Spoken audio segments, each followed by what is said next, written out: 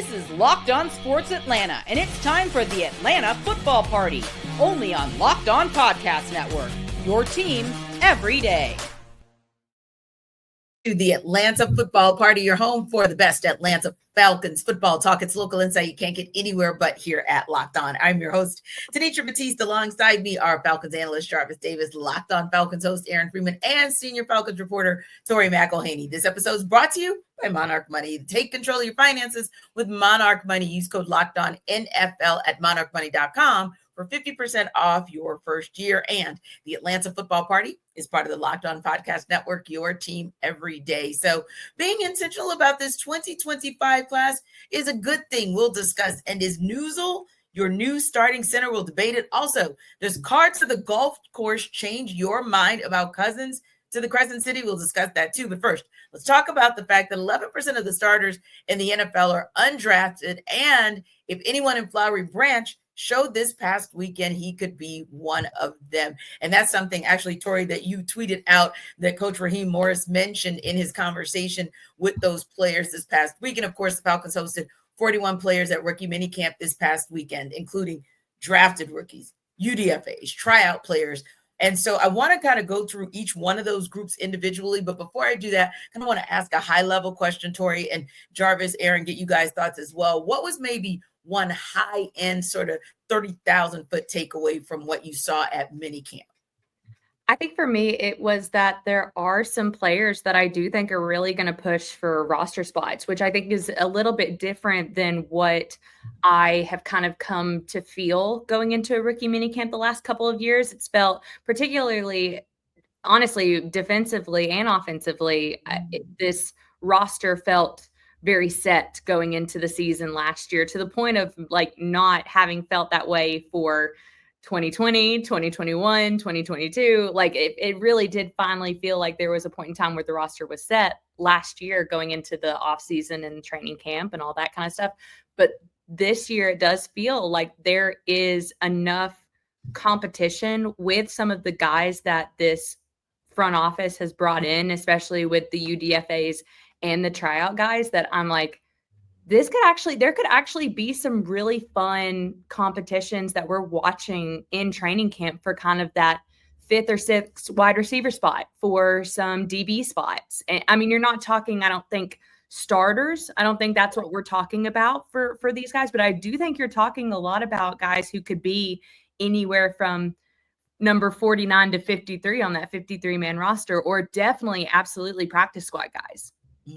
And what about you, Jarvis? Tori makes a good point. Maybe that's the word and kind of the commentary I've heard throughout this weekend is competition, and seeing guys that, hey, they could actually compete for I'll say, like Tori said, not maybe a starter role necessarily, all of them, but maybe a significant role, some significant playing time or significant contributions. So for you, when you look at maybe the overarching takeaway from this weekend, what was that for you?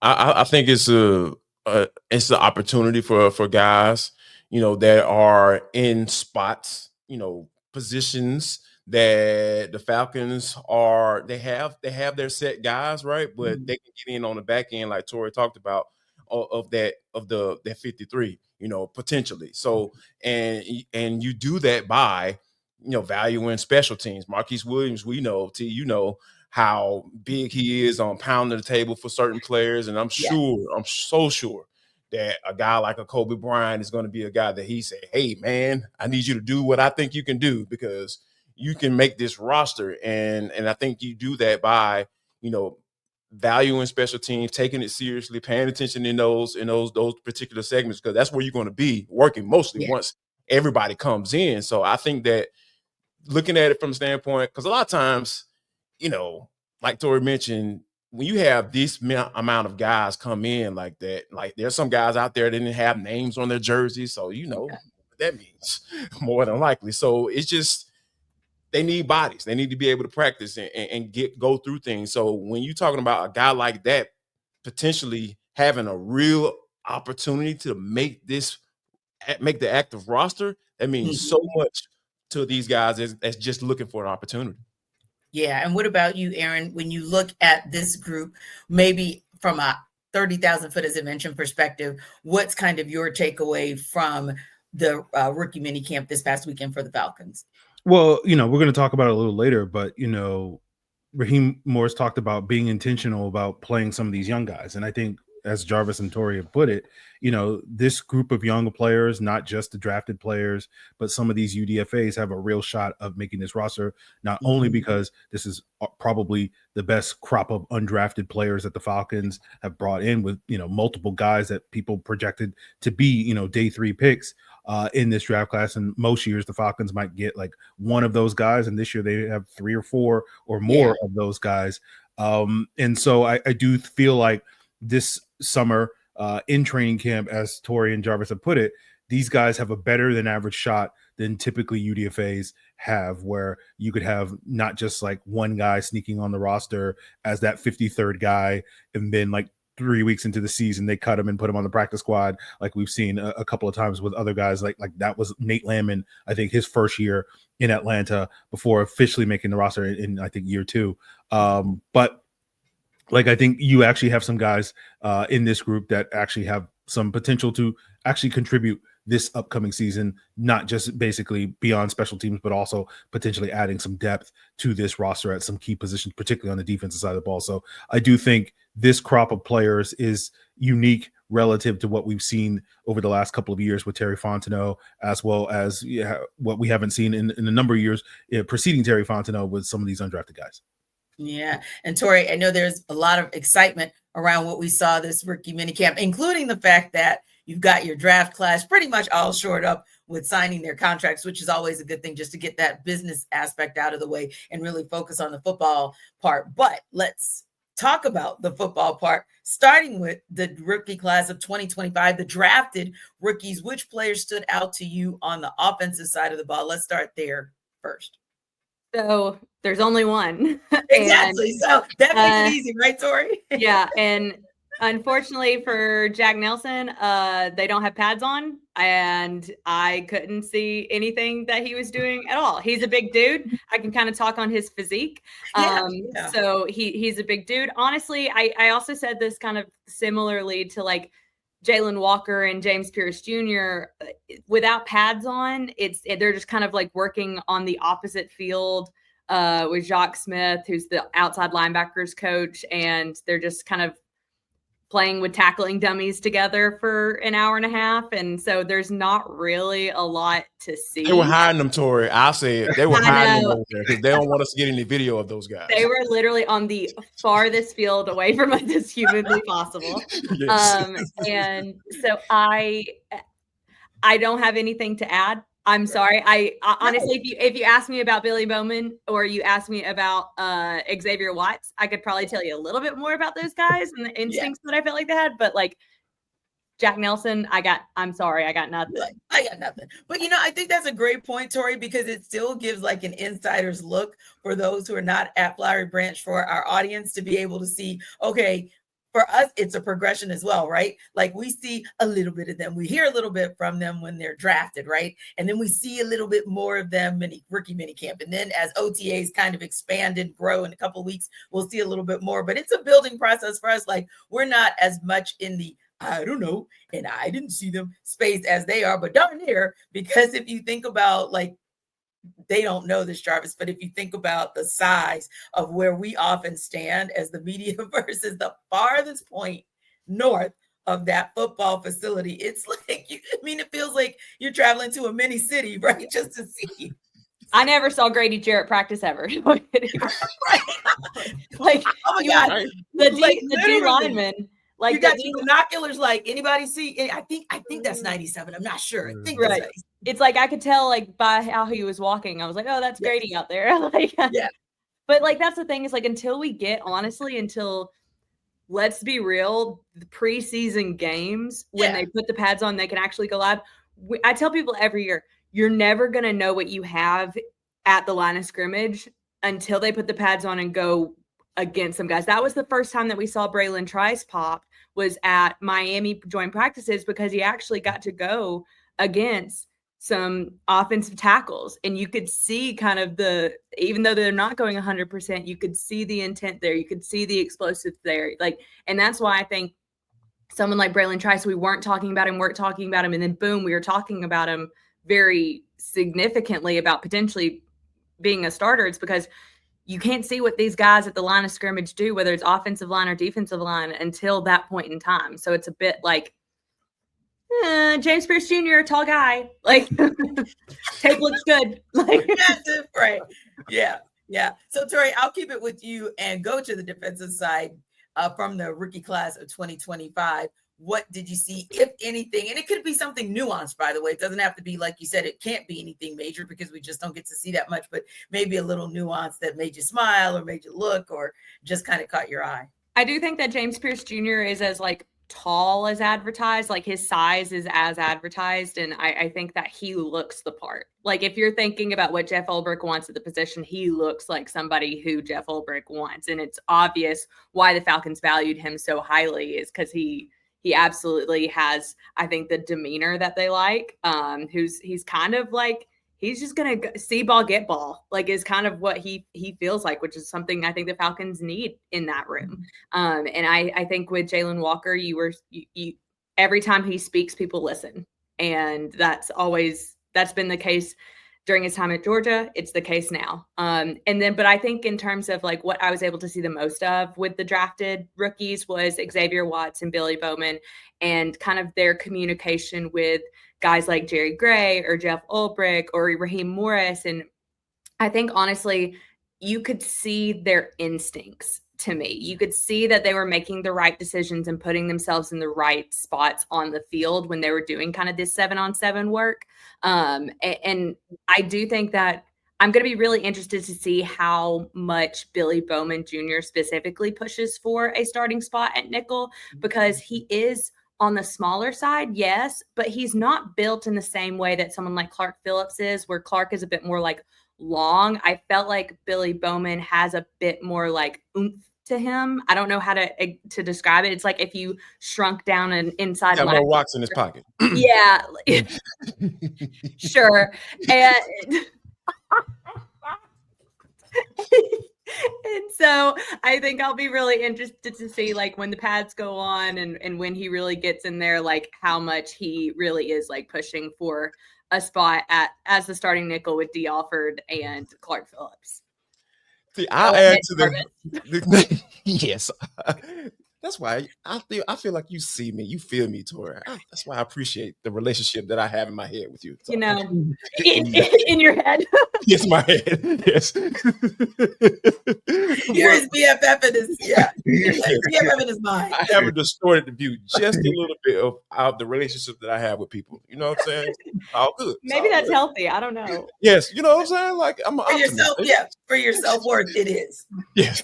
Yeah. But to kind of add what you're talking about with James, I think one of the interesting things that this dude has a quiet confidence about himself. Yes. Just super confident. Well, the question you asked, like, what's your go-to like move, like 3rd and long? And he's like, get the quarterback. He's like, I set up everything with speed, but I'm gonna win though. Right. It's just like, all right, bro. Oh, come on. All right.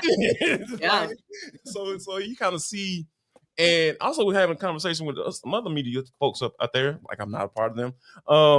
Just about how like you can tell, you know, talking about coming into the draft process, the combine and everything, that, you know, the coaches coming out saying certain things, obviously source, you know, behind the scenes or whatever about him and his character and everything like that. You can see also with that quiet confidence how it can be taken the wrong way potentially, right? So I feel like that was one thing that kind of really stood out to me, because you know, certain coaches know how to talk to players and certain coaches don't know how to talk to players. Yeah. Like certain coaches like to talk to players the same way. They deal with every player the same, and those aren't the good ones. I can tell you that right now. And I was having a conversation with Michael Petrie, the running back coach, and he was talking about how when he first got into coaching, coming into the league, when he went to Chicago, he was saying he had to kind of adjust a little bit because there were some veterans in there, and you can't coach those guys the same way you coaching a guy who's a rookie, right? So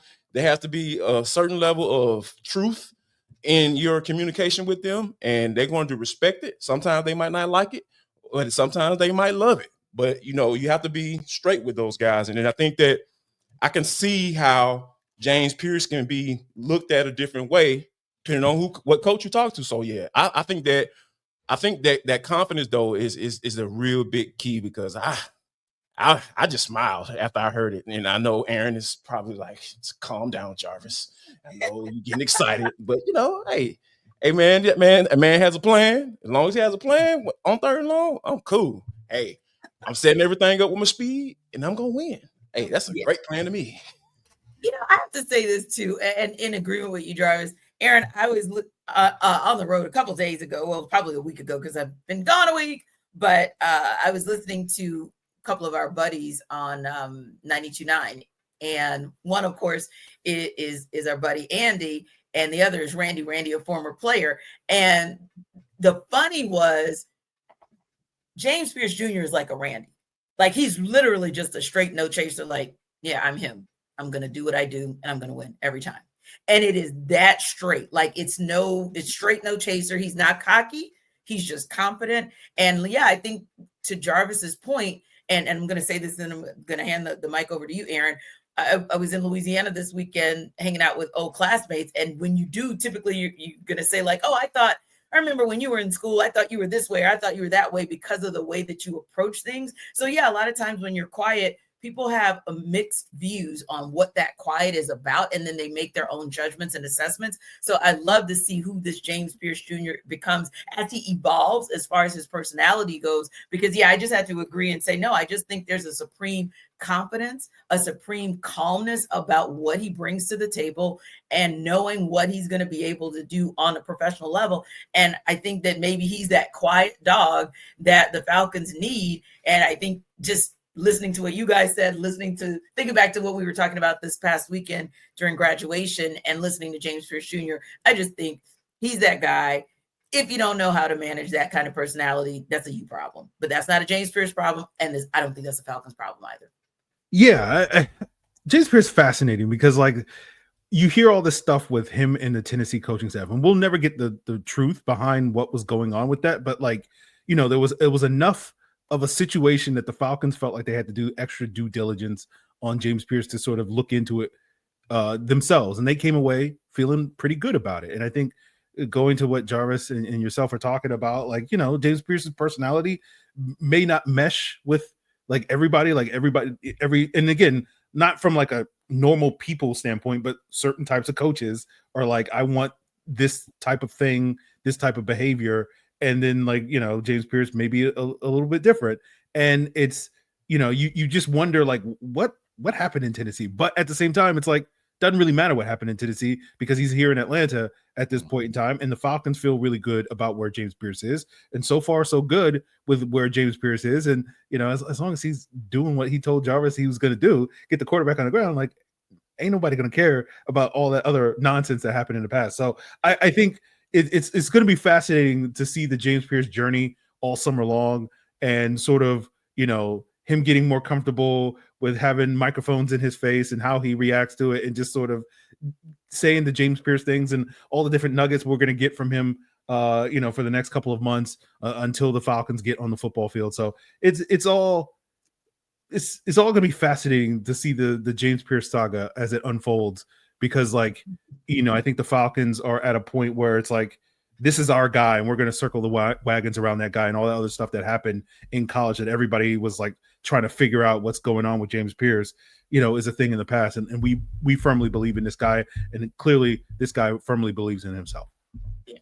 Just to add one more note on JPJ, I do really think that having done the podcast that I did with him when he signed, you can check that out on AtlantaFalcons.com and the Atlanta Falcons YouTube channel. But I sat down with James, and something that I could tell right away is that he does care. Like, that's the thing. It's like, it'd be one thing if he was quiet and didn't care. Like, because then that quietness comes off in a way that is like, they don't care. So like, yeah. But I do think that this is someone who just doesn't have a lot to say.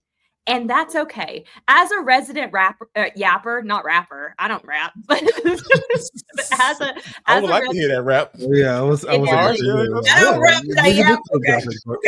I don't rap, I yap. As a resident yapper, I know that is probably, I can talk to this wall behind me, like, but not everyone has like that. Like, and I think that's the point that I kind of want people to take away from even the interview that I did with him, the podcast that I did with him, is like, yeah, it was a tough, like, it was tough because it's a podcast. A podcast is about conversation. And when someone's not really wanting to conversate, like, it's tough. But that doesn't mean that the intent is what I think people assume it to be. I think he really does care. And I think he really does know what his strengths are. And he's not going to make any excuses about things that like doesn't deem to be a matter to him. And that's completely 100% fine. I honestly wish I was more like that. I wish I cared less about the things that like I wasn't particularly like had a strong suit in, and really focused on like growing myself in the things that I am passionate about. And something he's passionate about is football and getting after the quarterback. And honestly, to Free's point, like if he has 8 sacks this year and we're talking about him getting after the quarterback every single weekend, heck, he doesn't have to talk to me ever again. I'll be completely fine. It'll be okay. I'll go to Jalen Walker and have Jalen talk. Like, it'll be fine. It's just such a juxtaposition, but I don't think that's a bad thing. I think it's actually a really good thing. Yeah, it's absolutely a really good thing. And a really good thing is not only what we saw this weekend, just hints of things from drafted rookies, but what about those UDFAs and tryout players? We hear that they were sneaky, interesting, and intriguing this weekend as well. We'll talk about it on the other side.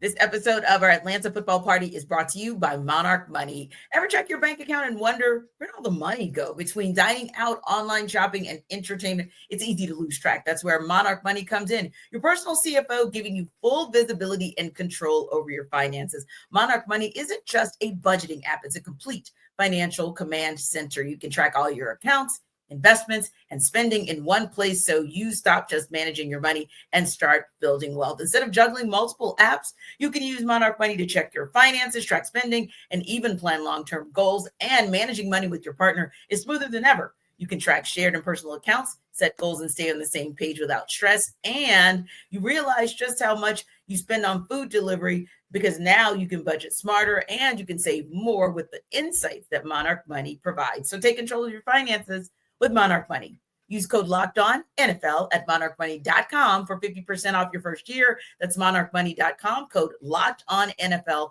for half off your first year. monarchmoney.com.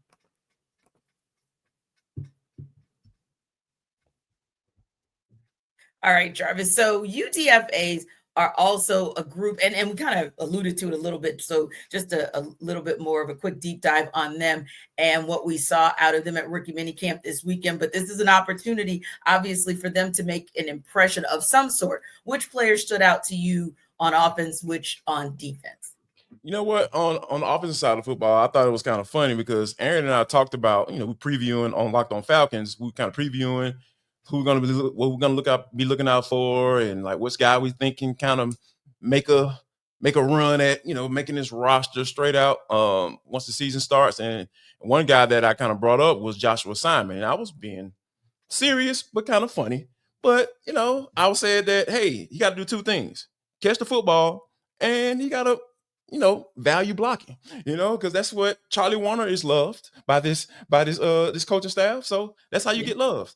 Catch the football and don't expect, them to run plays for you. You know what I'm saying? Like 3rd, 4th option, check down, that's where you're going to fall in the pecking order, on this squad. And then, really value blocking, like really putting your hands on people. So didn't get a chance to see the blocking piece, but definitely catching the football. I thought that Joshua did a good job of, catching the rock and doing what he was supposed to do. So he's a guy on the offensive side of the football. And one guy that kind of stood out to me, not necessarily on the field, was Billy Bowman. Just talking to him and just really, you get a really good grasp of what he thinks about himself.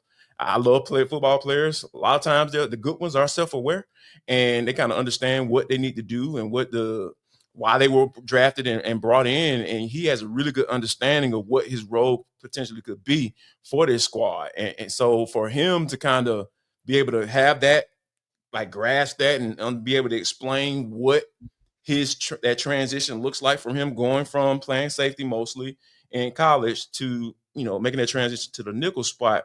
I think it's a good fit for him just based off of what he brings to the table from a standpoint. He was able to communicate that as well. So yeah, those are two that stood out to me. What about you, Aaron? When you look at the UDFAs, anyone stand out on the offensive side? Anyone on the defensive side of the ball? I think it's always going to be interesting to see that competition at the wide receiver position with like Nick Nash and those. And I thought Tori did a good job sort of outlining some of the other guys that stood out at that wide receiver position, like Mekhi Polk, in her Friday breakdown of the first day of rookie minicamp. And so I think the competition at that for that probably 6 wide receiver spot, I think it's going to be intense. And sort of Nick Nash is one of those guys that is, potentially a front runner should he be able to showcase his pass catching ability at that particular spot. And then defensively, it feels like all the interesting defensive players were the guys that the Falcons drafted. I'm trying to think I guess Kobe Bryant is the guy that everybody's talked about, So I guess that's the low hanging fruit. It's going to be interesting to sort of see, some of these DBs to see how they figure into the mix with all the, when you look at that secondary room and you're just like, we know Jesse Bates, we know AJ Terrell, we know Xavier Watts now and Billy Bowman. And then everybody else is like, what you going to do? Mike Hughes, of course, I should throw him in there. But it's like, everybody else is like, everything else is up for grabs for pretty much all the other roster spots. And so, there'll be opportunities for guys like Kobe Bryant, among others, to really push for some roster spots. So those are kind of the guys that stood out to me. Mm-hmm. And Tori, Jarvis, Aaron, this is for any and all of you three. When I think about the tryout players, anyone from that group stand out on the offensive or defensive side of the ball for you? Yeah, so I actually wrote about this in the write-up that Free was talking about, but there's these 2 defensive linemen that I think in terms of like tryout players, it's Kevin Hester Jr. and Marlon Taylor, both over 6'2", over 300 pounds. I think that in terms of kind of roster building, this was a piece of the roster, that interior defensive line that I felt like the Falcons could add to specifically for depth purposes. And those 2 guys, I know we talked off at the top about like, you're not really going to see a lot of interior line play. Like they don't have the pads on, they don't have like all those things. But I do think like the idea of bringing in guys who are these bigger body types along the interior where there is some attrition because of injuries over and over every single year. I think you can never have too many big body linemen. So those 2 guys specifically coming in as tryout players were 2 players that I kind of am intrigued by. And then I'll just add to the notes on the UDFA guys of Nick Nash, Joshua Simon, and Kobe Bryant. It was funny because those were the 3 that I think everyone was talking about going in, and it's the 3 that everyone's talking about coming out, because it was very obvious to me being there and watching them move and perform and how they looked and carried themselves that these were guys that probably should have been drafted. And it is kind of surprising that they weren't. So I thought Nick Nash had the length that he uses and his ability to go up and get some of those 50-50 balls, I think was on display in 7-on-7. Joshua Simon, what's really funny about Joshua is that I wrote in the article that he looked so much bigger than what the Falcons had listed him as. And because they listed him at 6'3", 195. And the whole time I'm sitting there looking at him, I'm like, that guy is not 6'3", 290 or 195. And sure enough, like his agent did reach out to me and he's like, hey, he's 6'4", 247. And I was like, that makes way more sense, because he had his presence was felt. I felt like watching him, I could see him as a part of this tight ends room. And then Kobe Bryant, I think it was Raheem Morris who even said, this is the most famous UDFA that I've ever had on a rookie minicamp roster. He's like, even my kids know who he is. He's a bit more long and lanky, a bit skinnier than I thought he was. But I don't think that's necessarily a bad thing when you're talking about, I think, the intensity that he plays with and his ability to kind of honestly like telegraph the passes and get his hands on a football. I could see that in his movement. It'll be interesting to see if he does make this roster. Does he have the ability to kind of add on to his frame, or is this frame where he needs to live? Those three names plus kind of those defensive tackles are kind of the 5 or 6 non-drafted rookies that I was very interested in. And I think Jeff Ulbrich is kind of really putting his stamp on his defense as well, because when you think about some of the tryout guys like Christian Matthew, I got out of Valdosta State. He's a local guy, one of those peach guys that, Terry Fontenot-ism, if I can use one of those. And you think about that type of size. He's like Matthew is 6'2", 190. That is a big corner. Like you talking about, and like Tori talking about with Kobe, he has that length. It's just he got dinged quite a bit because of his weight. I think he was like 170, I believe, and I think he put on about 10 pounds of muscle as he started going throughout the process, going throughout this entire process of pre-draft stuff.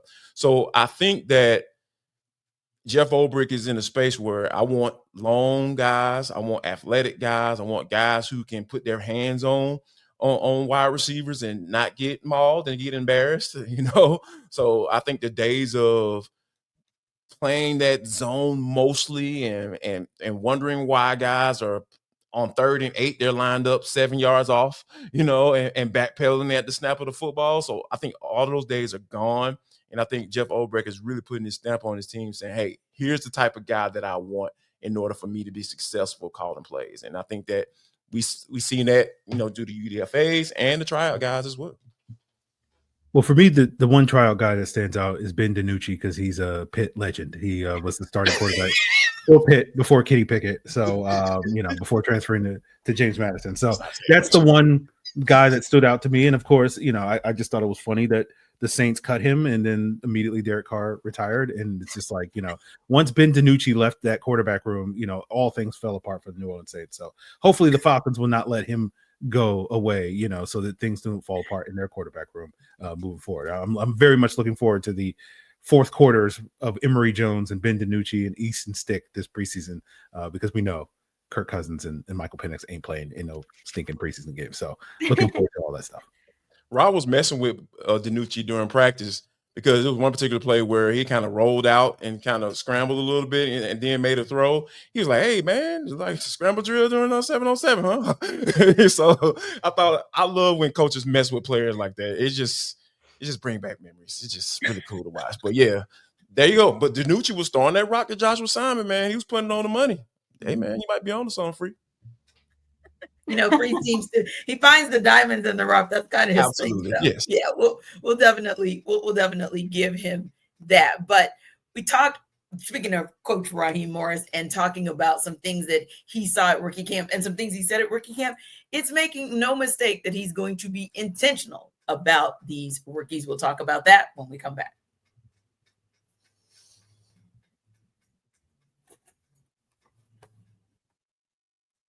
And Aaron, with what Coach Ross said and what he meant by intentionality, he said that make no mistake about it, quote, we're going to have some real intentionality about playing our rookies this year.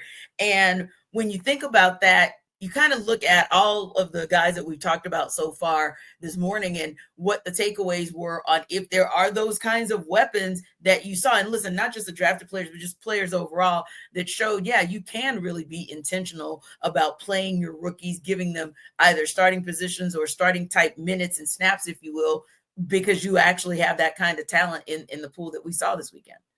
Yeah, to me, one of the fascinating things about coaches, because I think we often make the mistake, I think, of like when coaches get hired that they're fully formed in terms of like, exactly what they know, exactly what they're supposed to be doing. Because again, they're in the leadership position, and that's just sort of the natural human inclination of just look to your leaders as like this guy knows what he's talking about. But you see all the time in this league, even for a guy that's been around football for as long as Raheem Morris, is that coaches make mistakes all the time.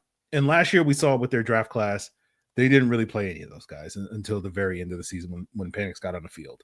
And you sort of seeing them go into it with a different mindset with this group of young players. And it was like, we're going to play all these guys. We're going to get all these guys on the football field. And it's reminiscent of when Arthur Smith was here and he didn't play guys in the preseason his first summer and basically came out the following year and was like, my bad, guys. I probably should have played guys in the preseason. And he started playing guys in the preseason. So it's always interesting to me to see what things coaches do differently in year two that they did in year one. Now, I don't think Raheem Morris is going to start playing guys in the preseason. So I don't think we're going to get any difference on that one. He's very clear in his philosophy on that one. But I do think one of the changes that you're going to see, and that's where I think that's what's most interesting about this statement, is we're going to be much more intentional about playing these guys. And I think the thing that stands out, particularly with this crop of drafted players, compared to last year's crop of drafted players, or at least some of last year's crop of drafted players, is I think you're getting more guys with higher floors that can come in and contribute this year than last year. Now, again, there were certainly players like Michael Penix that people expected to be, pro ready right away in last year's draft class. So I don't want to sit here and paint with too broad a brush. But some of those guys, I think some of the contributing factors to why we didn't get to see Brandon Dorlus and Rukaroro as early as we wanted to see them was because there was a learning curve for both of those guys coming into the NFL. So I think it's fascinating to me with this group of players, with guys like Bowman and Watts that are expected to potentially, whether it's, full-time starting spots as the safety and nickel, but, in terms of having roles, whether we're going to see like 3 safety looks, in big nickel and all that stuff. And then, of course, with James Pearce and Jalen Walker being expected to be significant contributors to his pass rush wide away. I think it is notable to me just like how much the Falcons are betting on, guys that are going to be day one contributors. And of course, we got to give some love to Jack Nelson. He gets no love from this draft class. And even though he's probably, hopefully, we will not see any of Jack Nelson if all things go according to plan with Jake Matthews and Caleb McGarry playing healthy. But I do think he is another one of those players that if the Falcons needed to call upon him to play right away, he at least has some ability to do so with this draft class as well. Yeah, and Tori, I think Aaron makes a great point where when you talk about the intentionality of playing the rookie class, it may not be preseason, so everybody pump the brakes on that being the meaning for Raheem Morris, but maybe more the meaning is, like Aaron said, last year you had a class where it was like, okay, that ceiling is high. This year the floor is higher. So maybe that's more of what gives Raheem Morris that confidence and kind of that focus of saying, hey, there's going to be intentionality around getting these guys going and playing when the season starts. I think also you have to think about circumstances are very different. Like I don't necessarily think that you were going to ever start Rukaroro over Grady Jarrett. And I do not think that you were ever going to start Brandon Dorlus over David Onyemata or Zach Harrison or whoever. The only one that made sense was Michael Penix, and we didn't see him until 3 games left. And we weren't supposed to see him at all. So I think and JD Bertrand, because of all the injuries to Nate Landman and Troy Anderson, there was a different set of circumstances specifically for last year's draft class than there is for this one. This one, the Falcons they had 5 picks in this draft class, and they needed to go get at least 4 defensive starters, in my opinion, whether it be this year or next year, preferably this year. And so I think Raheem Morris saying that is not shocking to me because of this is the circumstance at hand. You needed starters. You needed defensive starters. And I think that if he didn't say that, then I would be concerned because I wasn't going into this draft class being like, I'm looking for some developmental guys that can maybe one day be a starter in 2 or 3 years.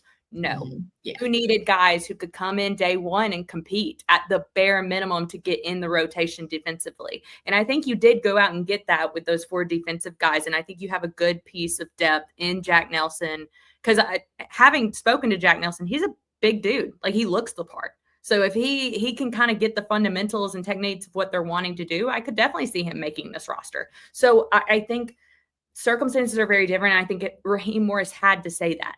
He had to say that, we have an intentionality about playing these rookies very early on in their careers because they have to. It's almost mirroring kind of the draft classes of Kyle Pitts, Drake London, Bijan Robinson, those guys. you knew they had to play and perform immediately. There was no waiting around. There was no, oh, maybe one day. No, it's now. You have to get them out on the field now. And so I think like that's exactly what Raheem Morris was kind of alluding to. Yeah, I think that's a great point that you make as well. We're at the point in place where we're looking at a Falcons team that, we're at day zero, essentially, Jarvis, for this rookie class to be able to deliver, this team to be able to deliver. So yeah, intentionality is probably even more so borne out of necessity this year, maybe not because of, the things that happen on the field when the season starts, like injuries or what happened with Kirk Cousins and Penix Jr., but because, hey, the fire's kind of turned up pretty high at this point in year 2 on what the expectations are for what this Falcons team will be. Absolutely. And I feel like Roz listens to the pod now too. Apparently he's added it. He subscribed. Yeah, appreciate you, Rob. You know what I'm saying? Like, welcome to the party, baby. You know what I mean? Like TF been on it. I don't know if y'all don't communicate on that level about easy listening. You know what I'm saying? This easy listening just for y'all. You know what I'm saying? We bring it to the masses and we bring it to y'all too. But seriously though, I think being intentional is such a I just love it, right? Because there are certain actions that you have to have in order for you to accomplish or achieve something that you want to achieve. And the Falcons have not achieved the getting to the quarterback in a real consistent way. And for them to not only draft a Jalen Walker, basically fall in their lap, and they say, okay, all right, we were going to take other dude, 6'5", 245, 250, where, depending on what you're reading, we're gonna come back and get you too, because we're not concerned about 2026. We're going our 2026 first round pick right now, because hey, we have to be intentional about this thing. And I even asked Rob about those guys in the competition within that room, because when you think about it, there's a lot of dudes in that room. You talking about Braylon Trice, you talking Arnie McKay, you talking about Leonard Floyd, you have a Jalen Walker, and you have a James Pearce Jr. And it's just a lot of guys. And I think that being intentional about playing these guys is you want to get, not only you're going to trust your scouting department, because like Free talked about, that floor is where it is, right? You believe that floor is where it is.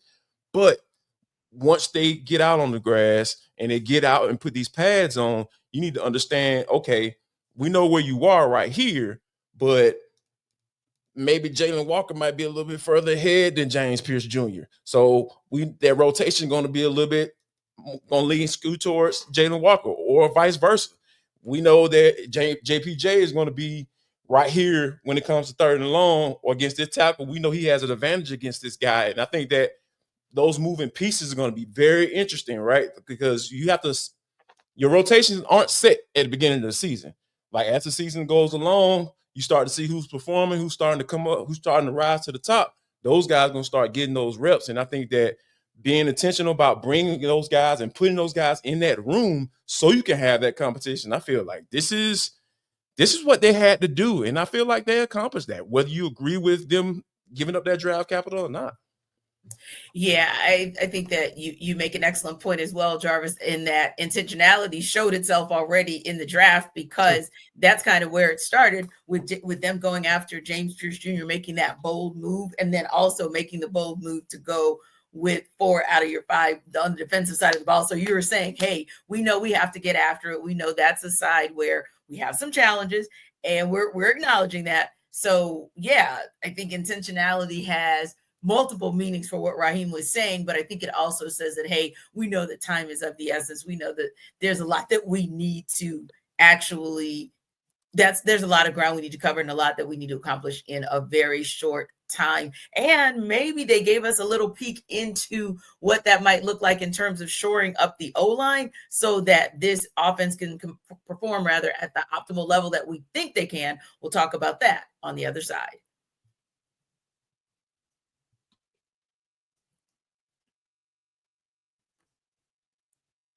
So, Aaron, maybe this was an effort to encourage the UDFAs, right? Dwayne Ledford said this about Ryan Neuzil Friday, quote, "He's a guy that came in here as an undrafted free agent.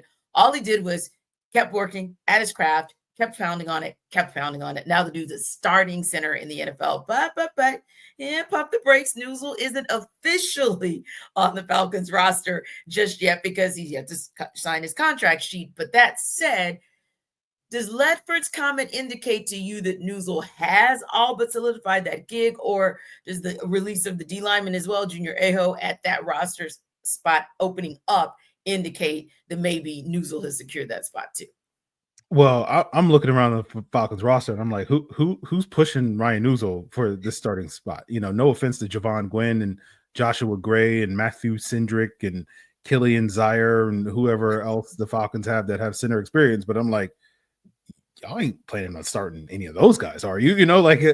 So I'm sitting here going like, yeah, it's Ryan Neuzil's job. Like that ship sailed at the draft that the Falcons wanted to bring in some competition. That probably sailed in free agency when Garrett Bradbury, who played under Dwayne Ledford at NC State, played in a wide zone scheme in Minnesota for many, many years, signed with the New England Patriots back, I think, on like March 18th. Like that was probably the last time that you had a real opportunity to bring in some legit competition to push Ryan Neuzil. So even if he isn't officially signed on the dotted line at this point in time, he is the Falcons starting center. And I think Dwayne Ledford using him as motivation for some of these young players makes a ton of sense, because Ryan Neuzil came in, made the practice squad his first year with the Falcons back in 2021 with that new coaching staff under Arthur Smith, and then slowly kept moving up the depth chart over the next couple of years, and that's a good lesson for these guys, particularly even the guys that we're talking about these guys making the roster, but even for the guys that don't make the roster, just make the practice squad. Like that's a starting point. That was a starting point for Ryan Neuzil 4 years ago. And even just putting your best foot forward and making a bid for the practice squad means that you too could be, potentially working your way up, whether it's here in Atlanta or elsewhere in this league, up a depth chart and find yourself starting, 3-4 years down the road for some of these guys. So I think Ryan Neuzil is a great motivator for these young undrafted players and some of these tryout players, as well as I think he is the Falcons answer that, unless they're, hiding their plans and just taking their sweet time to bring in another center, like he is the starting center for the Atlanta Falcons come week 1. So for you, Tori, did you kind of see Ledford's comment as a little bit of tea leaf, so to speak, the release of Aho? Did you see that as tea leaves, or is it like, well, just look at the roster, that's all the tea leaves that you need to know that Ryan Neuzil is going to be the starting center? Yeah, I mean, it's a little bit of everything to what Free's saying. It's no move in free agency. It's no move in the draft. It's them consistently and constantly saying that Ryan Neuzil is the guy, despite him not being on the roster. Like, this is such a weird situation. Yes, like, yes. I think that, like, how many times does this I'm not saying anything like weird or nefarious is going on. Like, there are so many things with like roster management that just go way above my head and is way over my pay grade. But like, how many times are you actively talking about someone who's going to be a starter for your team in 2025 and they haven't signed a contract yet? Like, that's so weird to me. Obviously, is it Falcony, Tori? Like, it's just, I know you can't use that term. Don't answer that. The thing is there are so many things that every year I'm like, I didn't know that this was a thing, and then it ends up being a thing, and I'm like, all right, well, I'm rolling with it. And talking about Ryan Neuzil as the starting center of this Falcons team without him having signed a contract yet is something. But I do think you have to. My thing is like, with this coaching staff specifically, like Raheem Morris, Dwayne Ledford, like whenever they do say things, like whenever they do talk, like they've been very forthcoming and truthful about like, and honestly, to the point of like, why are we not listening more? Like, I remember last year when I was like, oh, they're going to draft a corner like super early. And the whole time Raheem Morris is like, we really like what we have in Mike Hughes. We really like what we have in Mike Hughes. They even talked about, potentially double dipping in free agency and drafted the quarterback position last year. Like, it's just, they've always been very forthcoming. So like, I have no reason to kind of like not believe that Ryan Neuzil is going to be the starting center. I do think it's weird though, that we're still having the conversation that he hasn't signed, but also to Free's point, like, who else are you going to roll out there? Like, no one else has the experience that Ryan Neuzil does in this system with these offensive linemen that are collectively coming back for almost the third year in a row with this core group. So I like, not including Drew Dalman, of course, who's with the Bears, but that's kind of where I'm at with it. Like, there's no, I do think you could still I think you still need to probably bring in a veteran free agent center, like whoever's out there, like maybe there's a trade out there that they're working through. Like, I think there are always possibilities of making moves in training camp and beyond. But as of right now, there's no reason for me to believe that it's anybody but Ryan Neuzil, despite the fact that he's not signed on the dotted line yet. Yeah. And I think that's a great point that you say as well, Tori. I mean, Jarvis, when we think about continuity and what you want to bring to the table for Michael Penix Jr., at least with a Ryan Neuzil, you have the continuity of him having been a Falcon already, having been going into his second year in the scheme with Zach Robinson. So if nothing else, that's even another tea leaf that says, might not have signed him yet, but this guy, he's their guy.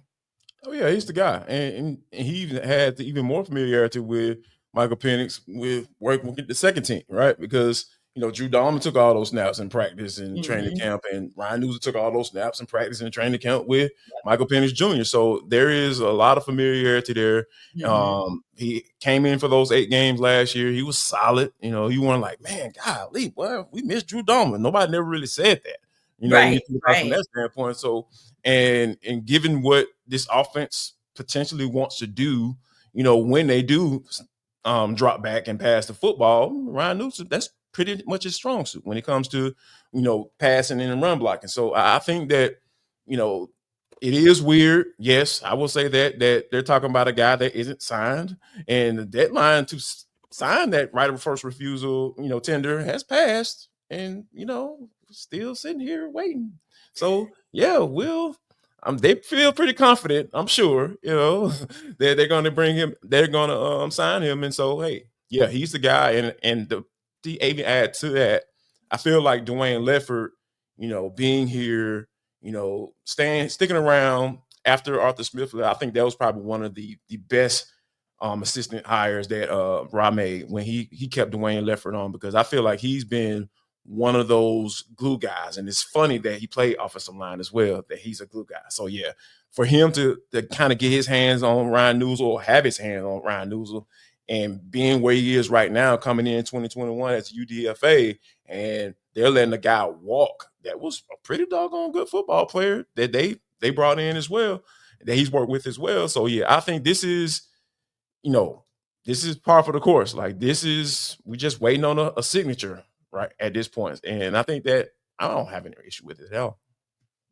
Yeah, that and again, we're looking at a guy in Ryan Neuzil who, and I don't use this term in a negative way, by the way, but he's solid. He's solid. And if he's someone who's reliable for what they're looking for in a starting center, then I feel like, hey, all this time has passed. The Falcons haven't made any major moves that put them in a position where they want to go after a center. Okay, fine. Then obviously you guys are confident that he's the guy that's going to be able to snap the ball to Michael Penix Jr. and everything is going to work like clockwork for this offense. So if that's what they're counting on, hey, that's what I suppose we'll count on too. What we can't count on is knowing where the heck Kirk Cousins is going to land. Yeah, guys, there's one more opportunity for us to talk about Kirk Cousins. Thanks, New Orleans Saints. We'll talk about that on the other side.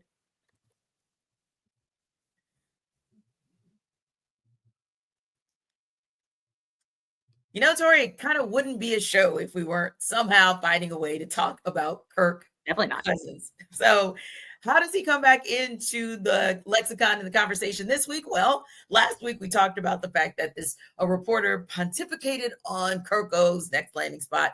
He said New Orleans could be it. And we kind of asked, okay, in what dual universe was that going to happen? Or if there was a legitimate path to a Kirko to NOLA move. But then you hear the news that Derek Carr has decided to retire. And granted, we do know that the Saints did draft a quarterback this year. They've got one from last year. And so they already kind of have their quarterback battle to see if there's maybe possibly a guy in their room who is the guy of the future. But that said, it does still bring up the question of whether or not that could reset the conversation about Kirk Cousins going to New Orleans. But does it change your answer for him and the possibilities and probabilities of going there now that Derek Carr's retired?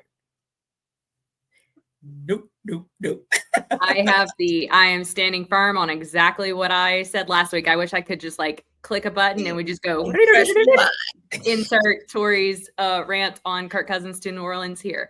I don't think it really changes anything. I think the circumstances are still honestly the same in New Orleans as it is for the Falcons. I don't think there's any reason for the Falcons to make a move that does not add value to what they need in either draft capital or monetary reimbursement towards the cap. So my answer is the exact same. And also, like, the Saints coming out and being like, we're going to let those guys like battle it out. And I think that the Saints are in the position where just kind of do what you need to do to get through 2025. And then maybe you're in a position to rebuild, though I don't think the Saints are notorious for rebuilds. But that I maybe won't use that word, but something similar, you know? Like so a reset. Yeah. Something, I don't know, retool, reset, not a rebuild though. I don't think they do that. So that's where I land. I still don't think circumstances have changed, especially now knowing how much dead money potentially the Saints are going to be taking on for Derek Carr. I haven't looked fully into that contract yet and what a retirement realistically means for dead money and cap situation for the Saints. But I'd imagine that still having to weigh the dead money of Derek Carr means that a Kirk Cousins deal to the degree of what the Falcons would need it to be wouldn't make sense. Now, if they get a month into the season and none of these quarterbacks are panning out, maybe things are different. But at this point, no. I think the Falcons have a lot of cards, good cards in their hand, and they're just kind of waiting for everything to shuffle out.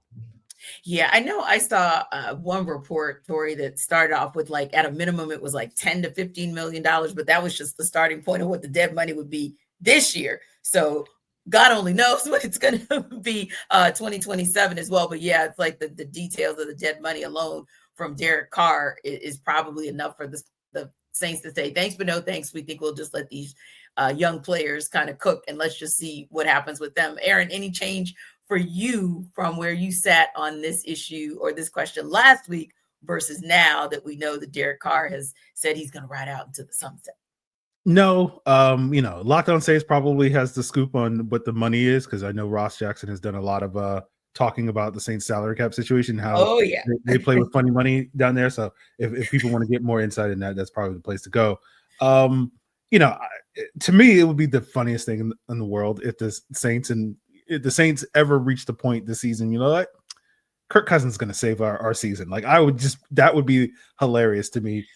Just because, like, there's just, and I said it last week, like in a different universe where the Saints and Falcons aren't each other's biggest rivals, like maybe the Saints would consider it, because basically, like, taking Kirk Cousins' contract off of the Falcons' hands would be doing the Falcons a solid. And there's no, at least in this universe, there's no way that the Saints would do a solid to the Falcons, and there's no way that the Falcons would do a solid to, here's a veteran quarterback that can save your season and keep you competitive. Like, it just, to me, there's no world where those two exist. Now, in an alternate universe where the Saints' biggest rivals, the Bucs, and the Falcons' biggest rivals, the Panthers, maybe they could come to an accord at that point. But we don't live in that universe, so no, my answer has not changed at all. Yeah, Jarvis, going from one petty person to another, I think Free makes a great point. The pettiness alone probably keeps the Saints from saying we'll take Kirk Cousins on. You know what? I don't know why we're talking about the Saints needing a quarterback. They drafted the veteran rookie of the future, and Tyler Shuck. He's 32 years old. He has 7 years of experience of playing quarterback. Like, what are we talking about here? They don't need a quarterback. The Saints, as an organization for the past 6-7 years, they know exactly what they're doing. Mickey Loomis is one of the best GMs in the NFL. When it comes to salary cap manipulation, he's number one. You got to give it to him. Well, you know what? You know what I'm saying? Like, yeah. Why are we questioning whether or not they want Kirko? Because they got their guy. Tyler Shuck is gonna be the man. Tyler Shuck should have been a first round draft pick. You know what I'm saying? Like, why are we talking about this? because Tyler Shough is so great. He's so good. Here's the And thing: I am so concerned that he's gonna take this team to win the division because he is just that good. He's just that great of a prospect. This really throws a wrench, though, in like me calling the New Orleans Saints the Fighting Spencer Rattlers. Like I'm gonna need that's what I want to call them. That's their new name, and I don't like this. Kind of throws a wrench in that. Shucking oysters, that's what it is. Shucking oysters. That's what they're going to be, the Fighting Shucking Oysters or something. Oh yeah, there we go. Oh my gosh, that's his first endorsement. It's going down. Shucking oysters. Tyler Shucking. And I think it's probably going to mean a little bit something once he starts playing. Yeah. Shucking. Yo, he's shucking out here, baby. Oh yeah, that I can't wait to the Falcons. He's the starting quarterback. Oh my gosh, this is going to be so great. Man, they got a 32-year-old rookie, man. I'm talking about Brandon Weeden. He broke Brandon Weeden's record. Like, this man about to be he about to tear the league up. Literally. He's about to tear it up. So yeah. So no to the answer to your question, T. To answer my question. No. Tyler Shough is the man. He's the future of the Saints. There we go. Right, exactly. They have their future, and Kirk Cousins ain't it. Thanks to our everydayers for making the Atlanta Football Party your first listen of the day. Be sure to stop by Locked On Falcons with Aaron and his frequent guest analyst Jarvis as your second listen, and check out some of Tori's work at atlantafalcons.com and on the Falcons YouTube channel. We'll see you next time.